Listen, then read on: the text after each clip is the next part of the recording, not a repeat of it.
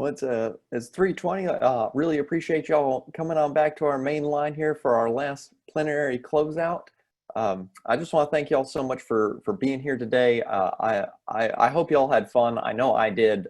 I just loved all the speakers, loved the panelists. Really good content, and to execute it all online was pretty awesome. And I just want to thank our sponsor again, Kroger Zero Hunger Zero Waste Initiative. We really appreciate their support, and specifically their financial support for Citizens Climate Lobby, and specifically for this conference. As much as I would love to have had the opportunity to see all of y'all in person in Knoxville in March, I'm really happy we were able to do this. So with that, let me turn it over to John Clark, our regional coordinator for Appalachia, and he's going to close us out today. Thank you, Don, and thank you all so much for joining us today. I want to take time to acknowledge a number of people who made this conference happen. Our conference team was based in Knoxville, Tennessee, as you might have gathered today. It was originally planned for in March in Knoxville.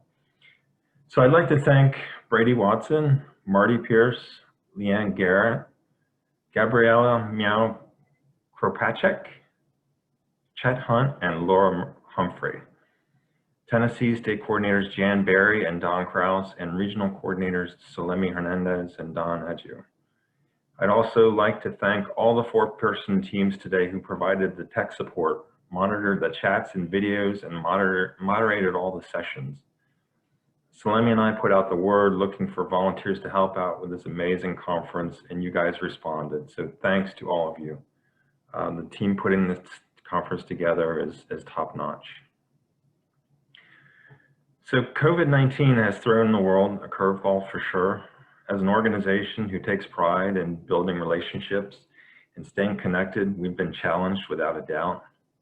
But I see evidence all over of CCL volunteers stepping up to the challenge and not only adapting, but I'd argue thriving. We can see this with the hundreds of volunteers who showed up for our first ever virtual conference in the Appalachia region and the Southeast regions today.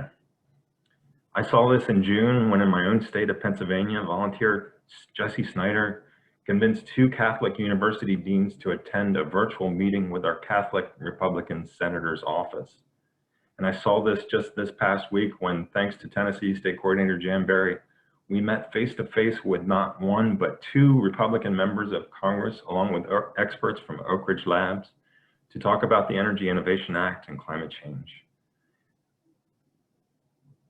I don't know if we've ever had a double face-to-face meeting with members of Congress before. That's just amazing work. So thank you, Jan, for that. This is all extraordinary work on the part of our volunteers, and it gives me an inspiration to think of who we can invite to our lobby meetings in December.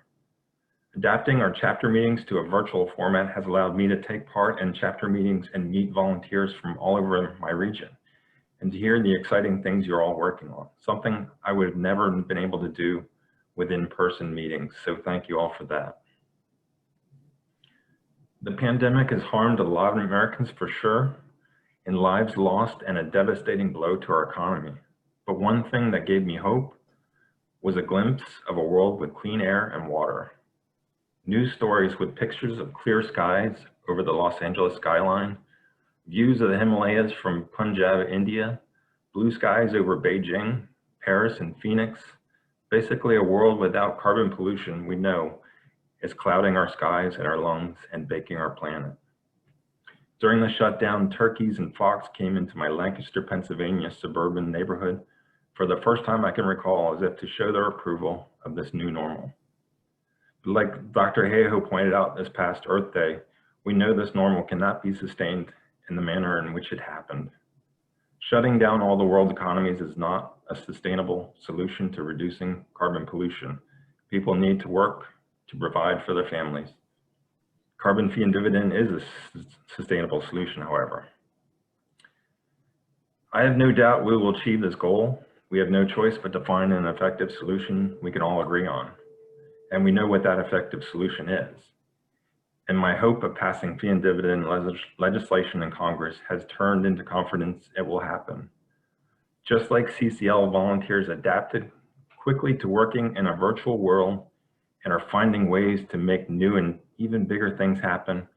When we get carbon pricing passed in the Congress, citizens will reap the benefits of what I like to call the great transition. And I can't wait to see what's in store for future generations. So thank you all for joining us today. I hope you take away inspiration and energy to go back to your chapters and keep doing the amazing things you're all doing. Thank you all and enjoy the rest of your weekend. Much love to you all. Thank you. Thank you very much. Woo! Thank you. Thank you. Nice. John. Thank you. Bye. Thank you. Thank you. Thank you. Thank you. Excellent. From Excellent. Portland, Oregon. Excellent. Hi, come and say bye. Bye. Thank you. Bye. Oh. Bye. Thank you all. Bye. Thank Thank you, Jan. Bye, Salemi. Bye, John. Great job. Bye. Bye, Bye. Everybody, John. Bye, John. bye-bye. Spend the rest of the afternoon saying bye right here. Keep yourself. Yeah, thank you so much.